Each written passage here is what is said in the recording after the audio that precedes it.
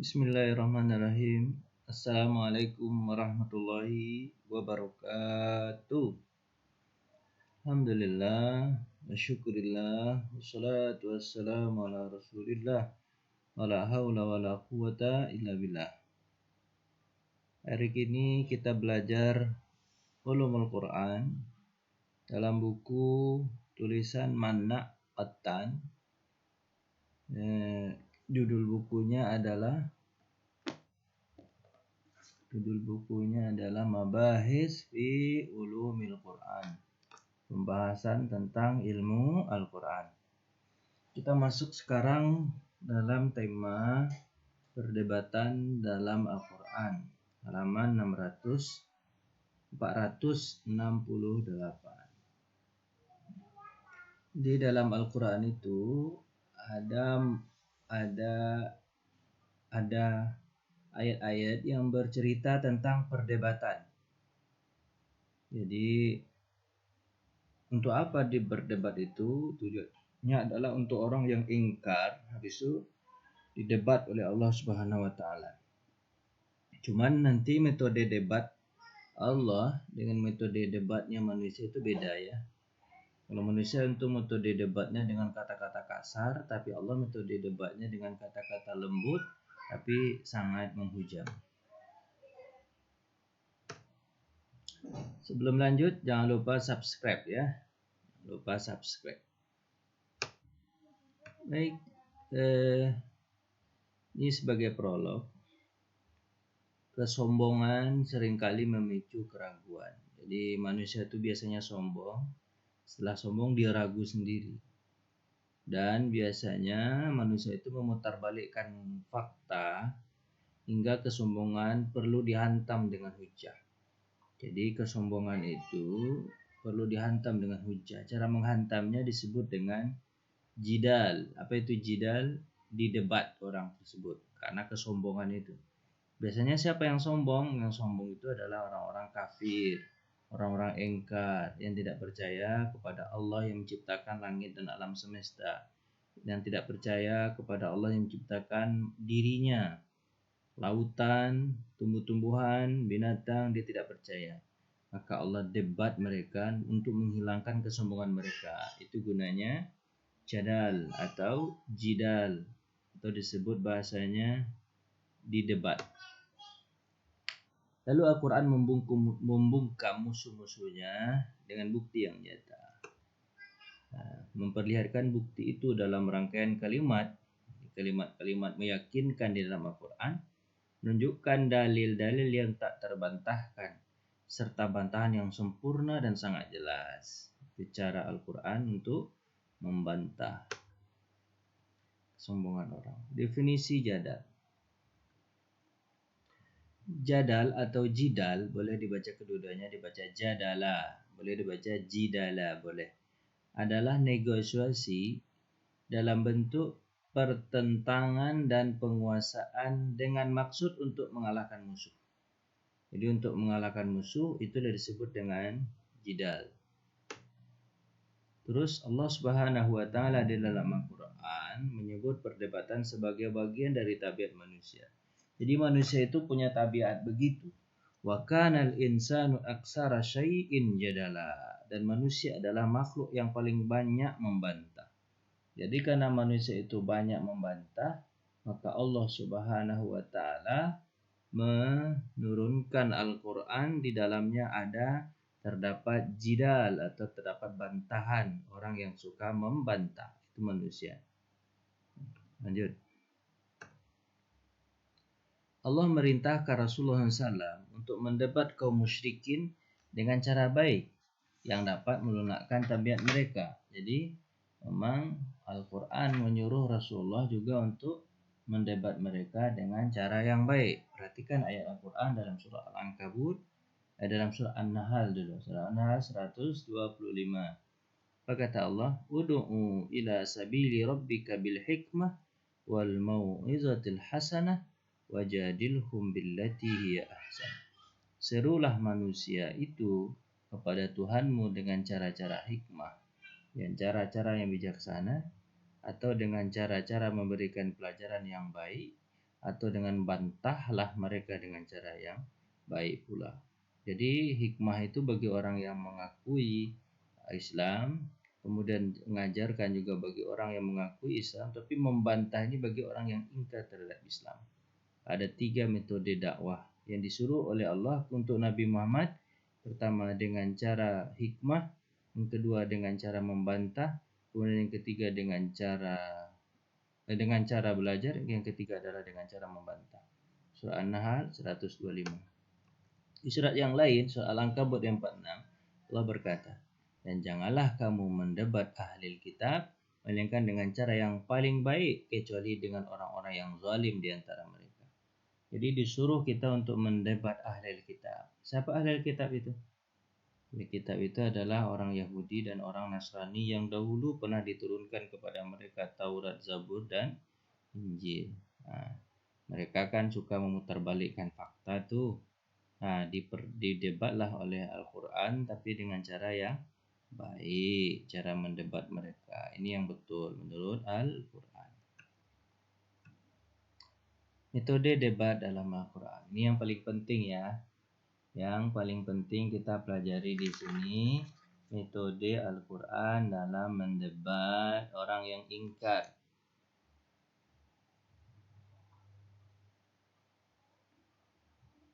Jadi Al-Quran membantah dan menggugurkan semua syubhat yang menyimpang dengan menggunakan gaya bahasa yang jelas. Jadi metodenya adalah dengan gaya bahasa yang jelas. Metode debat Al-Quran tidak seperti metode debat ahli ilmu kalam. Ahli ilmu kalam itu orang yang suka berdebat ya, yang menggunakan pendahuluan dan kesimpulan sebagai acuan. Jadi ada pendahuluannya, gini, disebutkan kenapa harus begini saya bicara, gini. Nah nanti baru terlalu panjang begini kan, terlalu panjang waktu yang dipakai untuk berdebat karena dia pakai pendahuluan kemudian sebagai kesimpulan. Ada kesimpulan. Kenapa Al-Quran tidak menggunakan metode ahli kitab dalam berdebat? Jawabannya karena Al-Quran turun dengan bahasa Arab. Dan Al-Quran menyampaikan pesan kepada bangsa Arab dengan bahasa yang mereka ketahui. Jadi tidak bahasa ilmu kalam yang berlibat jelimet itu, tapi dengan bahasa Arab, gaya bahasa Arab. Terus biasanya jidal ini pun orang-orang awam pun paham tentang jidal yang disampaikan oleh Al-Quran itu gitu. Jadi gampang. Itu kan? Terus yang kedua, dalam beristidlal, dalam mengambil dalil, Al-Quran bertumpu pada asas-asas sesuai dengan fitrah manusia. Jadi sesuai dengan dasar fitrah manusia. Orang-orang awam pun paham dengan. Kalau jidalnya ilmu kalam itu kan bahasanya berat, hanya diketahui oleh segelintir orang. Kalau Quran itu enggak, bahasanya ringan, diketahui oleh semua orang sesuai dengan fitrah manusia. Seperti percaya pada sesuatu yang dilihat. Jadi sesuatu yang dilihat gampang-gampang saja Quran, sesuatu yang bisa dilihat dan dirasakan secara rasional, masuk akal banget. Nggak ada yang nggak masuk akal debat tanpa menggunakan pikiran terlalu mendalam. Jadi Al-Quran itu tidak terlalu dalam pikiran seperti orang ilmu kalam, enggak, santai aja. Tapi bahasanya sangat luar biasa. Langsung orang paham, orang awam pun paham, orang pintar pun paham juga. Meninggalkan kata-kata yang sudah jelas. Jadi kalau kata-kata yang sudah jelas ditinggalkan. Terus dan beralih kepada kata-kata yang jelimet, tidak beralih kepada kata-kata yang jelimet, justru membuat tidak jelas dan termasuk teka-teki yang hanya dipahami segelintir kalangan. Jadi ada kata tidak ya, dan beralih kepada kata-kata yang tidak jelimet gitu ya, tidak susah, tidak ya. Jadi nggak ada Quran jelimet kata-katanya gampang saja gitu kan. Kalau kata-kata jelimet nanti hanya sebagian orang yang tahu, yang lain tidak tahu gitu. Jadi begitulah metode Al-Quran, pertama dengan bahasa Arab, menyampaikan pesannya dengan sangat jelas, dalilnya sesuai dengan fitrah, gampang dipahami, masuk akal, kemudian meninggalkan kata-kata yang susah. Itu metode Al-Quran dalam berdebat. Ini jenis perdebatan dalam Al-Quran. Perdebatan dalam Quran dan dalilnya. Pertama, cara Al-Quran untuk jenis-jenis perdebatannya yang pertama adalah ayat-ayat kauniyah. Jadi Allah tuh biasanya mengungkapkan perdebatan itu dengan ayat-ayat kauniyah. Apa itu ayat kauniyah? Ayat-ayat yang ada kita lihat ini. Di alam ini itu Allah pakai sebagai alat untuk berdebat. Ini perdebatan.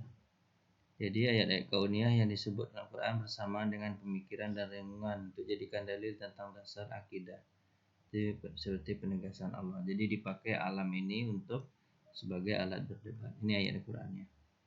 Wahai manusia, kata Allah dalam Al-Quran ini, sembahlah Allah. Ya nas wa'budu rabbakumul ladzi khalaqakum. Ya kan? Alladzi khalaqakum la'allakum tattaqun. Alladzi khalaqal arda was samawati. Disebutkan di situ kan. Baqarah ayat 21 sampai ayat 22. Kan? Hai manusia, sembahlah Tuhanmu yang menciptakan kamu dan orang-orang sebelum kamu. Kan? Jadikan alam kayak kauniyah kan? Agar kamu bertakwa. Dialah yang menjadikan bumi sebagai hamparan. Walladzi ja'ala lakumul arda firasya ja'ala jadi atap dengan binaa dan menurunkan air. Anzala minas sama'i ma'a. Menurunkan air dari langit lalu dia menghasilkan dengan hujan itu segala buah-buahan sebagai rezeki untukmu. Jadi begitu Allah menggunakan. Allah turunkan hujan, Allah turunkan itu, perhatikanlah, begitulah Allah gitu kan. Biar orang yakin ada Tuhan ini, gitu kan. Terus karena itu janganlah kamu mengadakan sekutu-sekutu bagi Allah padahal kamu mengetahui. Jadi dipakai, hai manusia, sembahlah Allah dulu kamu, dialah yang menciptakan kamu dan orang-orang sebelum kamu, bapakmu, kakekmu, nenekmu gitu kan. Terus dia menurunkan hujan, ada tumbuh-tumbuhan tumbuh, kamu makan dari hasilnya. Binatang juga makan hasil dari tumbuhan, kemudian kamu makan binatang. Takwalah kepada Allah. Itu kan cara Allah berdebatnya indah banget ya. Bagi orang-orang yang gak percaya nih, siapa yang menciptakan alam semesta ini? Atau ayat berikutnya nih. Al-Baqarah juga ayat 163 kan. Apa kata Allah Subhanahu wa taala? Dan Tuhanmu adalah Tuhan yang esa. Inna ilahukum ilahu wahid. Nah, tidak ada Tuhan melainkan Dia, la ilaha illahu. Nah, tidak ada Tuhan karena sesungguhnya Allah menciptakan langit dan bumi. Terus Allah buat silih bergantinya malam dan siang. Siapa yang bisa menggantikan malam dan siang? Gak ada. Allah aja yang bisa. Bahtera berlayar di laut, membawa apa yang berguna bagi manusia. Dan apa yang Allah turunkan dari langit berupa air, Allah turunkan juga hujan. Siapa yang bisa membuat hujan? Tidak ada kecuali Allah. Lalu dengan air itu Dia hidupkan bumi yang sudah mati, yang kering. Dan dia sebarkan bumi itu di segala jenis hewan-hewannya ada di si bumi itu.